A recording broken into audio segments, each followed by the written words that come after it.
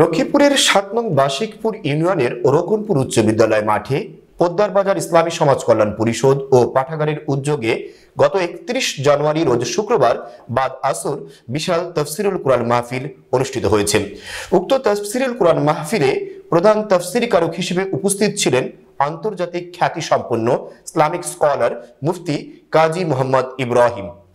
প্রধান অতিথি হিসেবে উপস্থিত ছিলেন মাস্টার রুহুল আমিন ভুইয়া, কেন্দ্রীয় মজলিসে শুরা সদস্য ও আমির, বাংলাদেশ জামাতে ইসলামী লক্ষ্মীপুর জেলা। বিশেষ অতিথি হিসেবে তাফসীর করেছেন হযরত মাওলানা মহিউদ্দিন হাসান, উপাধ্যক্ষ রাজগঞ্জ ইসলামিয়া ফাজিল মাদ্রাসা, খতিব হানিফ মিয়াজির হাট কেন্দ্রীয় জামে মসজিদ। আরো তাফসীর করেছেন হযরত মাওলানা শাহ মোহাম্মদ শফিকুর রহমান, ধর্মীয় আলোচক বিটিভি ও বাংলাদেশ বেতার, খতিব আবলিগুলা জামে মসজিদ, লালবাগ, ঢাকা। আরো তাফসীর করেছেন হাফেজ মাওলানা মাসরুফুল হাসান, খতিব বাইতুল মামুর জামে মসজিদ, রায়পুর। উক্ত মাহফিলে সভাপতিত্ব করেন মাহফুজুল হক বিএসসি বিএড, সাবেক প্রধান শিক্ষক, দামপাড়া পুলিশ লাইন উচ্চ বিদ্যালয়, চট্টগ্রাম। ইসলামী সঙ্গীত পরিবেশন করেছে অনুপম শিল্পী গোষ্ঠী, লক্ষ্মীপুর। লড়াকু সৈনিক, তেজোদ্দীপ্ত, নির্ভীক চিত্ত মুসলিম ভাইরা, পর্দার অন্তরালে বীরাঙ্গনা,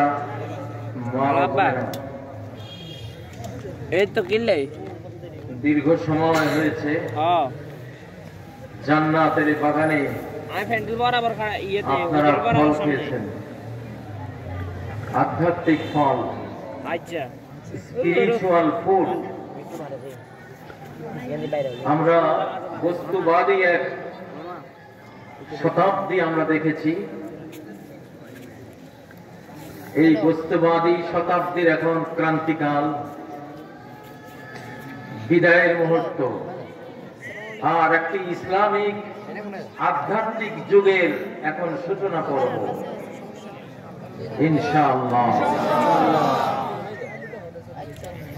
এখন নতুন করে ইসলাম পৃথিবীতে আবার আসবে, রিনিউ হবে, নবায়ন হবে, তাজদীদ হবে। এই সময়ে ইসলামের সামনে যে দাঁড়াবে, আকাশের মারের ছোটে ফেরাউন, নমরুদ, সাদ্দাত এদের মতো নিশ্চিহ্ন হয়ে যাবে। ألم يجعل كيدهم في تضليل। নবীজি জন্ম লাভ করবেন, তার জন্ম হবে, সেই জন্মের প্রস্তুতি চলছে। সাইয়্যিদুল মুরসালিনের ইসলাম আসবে, নবী আসবেন মানে কি আসবে? ইসলাম আসবে। নবী আসবেন মানে কোরআন আসবে। আল্লাহ তাআলার আকাশ জমিন প্রস্তুতি নিচ্ছে। তার ৫৫ দিন আগে আব্রাহা ৬০,০০০ বাহিনী নিয়ে ইসলাম যেখান থেকে আরো বিচ্ছুরিত করবে সেই প্রাণ কেন্দ্র গড়িয়ে দেওয়ার জন্য ৬০,০০০ বাহিনী নিয়ে আগমন করেছিল। সেই আশাটা ছিল বড় অসময়ের আশা, বড় অসময়ের আশা। আব্রাহা তোর এই সময়টা নয়, এই সময়টা মুহাম্মাদের, শিশু মুহাম্মাদের, এই সময়টা কোরআনের। তুই এই অসময়ে সৈন্য বাহিনী নিয়ে কাবার উপরে আক্রমণ করতে এসেছিস। বিজয়ী হবে যে দিন, আসবেন যে নবী, তার প্রাণ কেন্দ্র গড়িয়ে দিতে এসেছিস। দেখ তোর পরিণতি আমি আল্লাহ কি করি। وَأَرْسَلَ عَلَيْهِمْ طَيْرًا أَبَابِيلَ।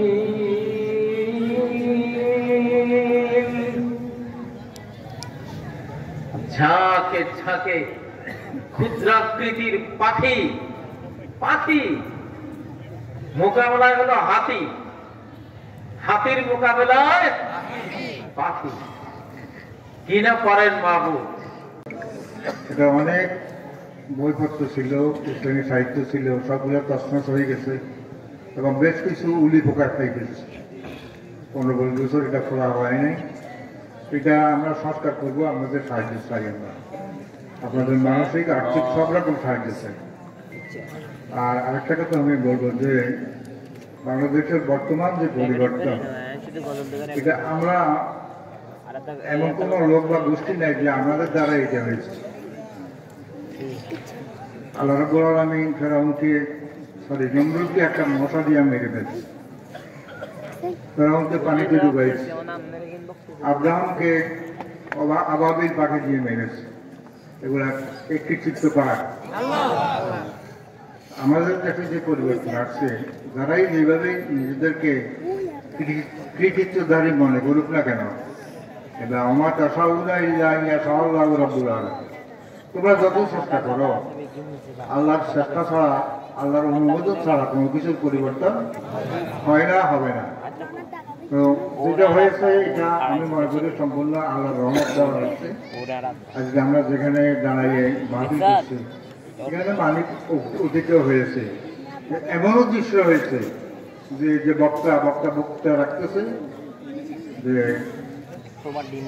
যে সভাপতি ছিল থেকে মাইক কাড়িলেন, আমি নিজে সাক্ষী থেকে বক্তা বক্তৃতা করছে, সভাপতির গায়ে লেগেছে, বক্তার হাত থেকে মাইক ছেড়ে নিয়েছে। এগুলো কি সহ্য করার মতো জিনিস? আল্লাহ যেন যারা এরকম করেছে, আল্লাহ তাদেরকে হেদায়েত করবে।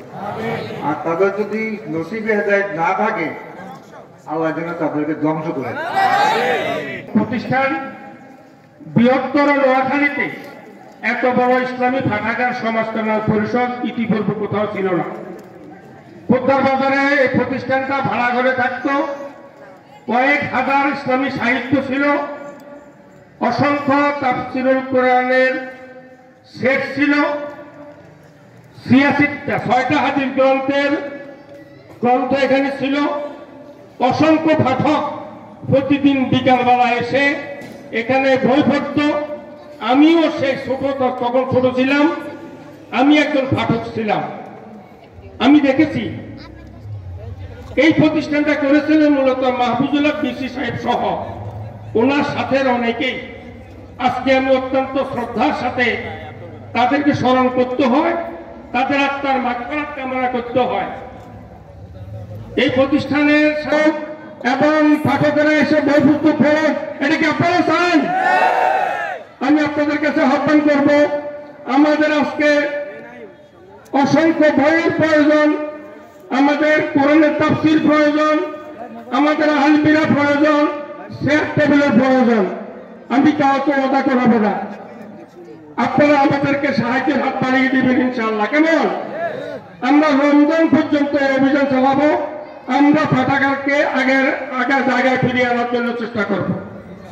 সম্মানিত ভাইরা আমার, আজকে এই মাহফিল এখানে সংগঠিত হয়েছে, যারা অক্লান্ত পরিশ্রম করেছেন, আমি তাদের বিশেষ করে পরিচালনা পর্ষদ শৃঙ্খলা বিভাগে যারা রয়েছেন তাদেরকে আন্তরিক মোবারকবাদ ধন্যবাদ জানাই।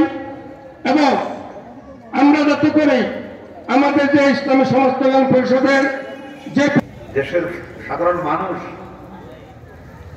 যাদের কোরআন সম্পর্কে ধারণা কম, একেবারে নাই, অনেকে আছে না এরকম, এমন তারা এই মসজিদ থেকে অনেক গুরুত্বপূর্ণ নসিহত শোনেন এবং এই শোনার মধ্যে থেকে ব্যক্তিগত জীবনে আমলের কারণে তারা পরকালের নাজাতের পথ করে নেন। কোরআন আল্লাহ তাআলার পক্ষ থেকে একটি মহাগ্রন্থ, পৃথিবীর সর্বশ্রেষ্ঠ কিতাব হলো কি? সর্বাধিক পঠিত কিতাব কি? সর্বাধিক প্রিন্টেড কিতাব কি? কোরআন। এমন মুসলমান পাওয়া যাবে না যার ঘরে কোরআন নেই। আছে না এরকম মুসলমান? কোরআন নাই এখানে কার ঘরে? কার ঘরে কোরআন নাই?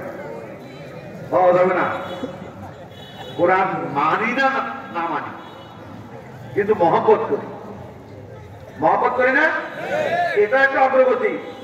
এখানে কেন আসছেন? কোরআনের মহব্বতে আসছেন, কোরআন শোনার জন্য। যারা জানেন তারাও আসছেন, মহব্বতের কারণে। কিন্তু এক দলের গায়ে জ্বালা, কোরআনওয়ালাদেরকে দুর্বল করে ফেলেছিল। আর জঙ্গল, আগাছা, পরগাছা যখন মোটা হয়ে গিয়েছিল, তখন আমার আল্লাহ আমাদের যাদের কাছে আমাদের এটা প্রত্যাশা ছিল না, যারা এই কাজ করতে মাঠে যাওয়ার কথাও ছিল না, আল্লাহ তাআলা ওই জালিমদের হটকারিতার কারণে তাদেরকে ব্যবহার করে মনে হয় যেন দূর দরাজ থেকে লোক এনে আমাদের জন্য ময়দানকে আবাদ করে দিলেন, ঠিক না? মূলত এই বিজয়ের পিছনে মাস্টার মাইন্ড এখন প্রচুর বের হয়। কয়দিন করে আমরা নতুন নতুন মাস্টার মাইন্ড দেখি, কথা বলে।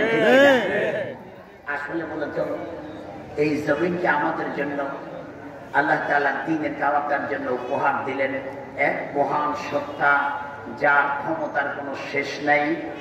সেই আল্লাহ পাক আমাদের জন্য স্পেস করে দিলেন, জোরে বলেন ঠিক কি না? কোরআনে কারীমে আল্লাহ রাব্বুল আলামিন বলছেন, ইদা জাআ নাসরুল্লাহি ওয়াল ফাth, যখন আল্লাহর সাহায্য আসে তখনই বিজয় হয়, ঠিক কি না? তাহলে বোঝা যায় আমাদের এই বিজয়ের মাস্টার মাইন্ড একজন, চিৎকার দিয়ে বলতে হবে তিনি কে? সেই আল্লাহ আমাদেরকে কোরআনের মাহফিলে আসার জন্য সুযোগ দিলেন, আয়োজন করার সুযোগ দিলেন। এজন্য আমরা সে আল্লাহকে ধন্যবাদ জানাবো, কৃতজ্ঞতা জানাবো, থ্যাঙ্কস জানাবো, সর্বশক্তি দিয়ে, তার ভাষার শিখানো ভাষা দিয়ে, তার দেওয়া জবান ব্যবহার করে, আকাশ বাতাস মুখরিত করে কালেমাতুর শুকর করে জোরে জোরে আলহামদুলিল্লাহ। এখন থেকে প্র্যাকটিস করা লাগবে না, যেখানে অন্যায় সেখানে প্রতিরোধ, কথা বল না?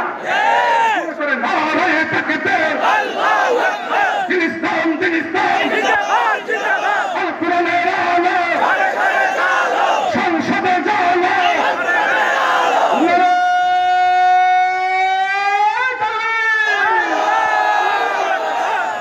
আলহামদুলিল্লাহ বলেন, আলহামদুলিল্লাহ। আর একটু বলেন আলহামদুলিল্লাহ। তাওহীদের জোয়ার শুরু হয়েছে, শিরক আর বিদআতের কবর বাংলার জমিনে রচনা করা হবে, ঠিক না? আল্লাহ তাআলা কি বলেন শুনেন। আল্লাহ রাব্বুল আলামিন বলেন, ওয়ামান ইয়াবতাগি গায়রাল ইসলামি দীনান ফালান ইউকবালা মিনহু ওয়া হুয়া ফিল আখিরাতি মিনাল খাসিরিন। যে ব্যক্তি ইসলাম ছাড়া, কে বলতেছেন?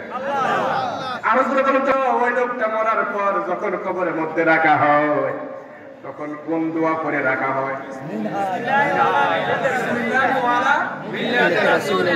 ওই সময় দোয়া পারে কিনে, ওই সময় করতে পারে না বিসমিল্লাহি ওয়ালা ধর্ম এরকম মতো। কথা কোনটাকে উচিত ছিল?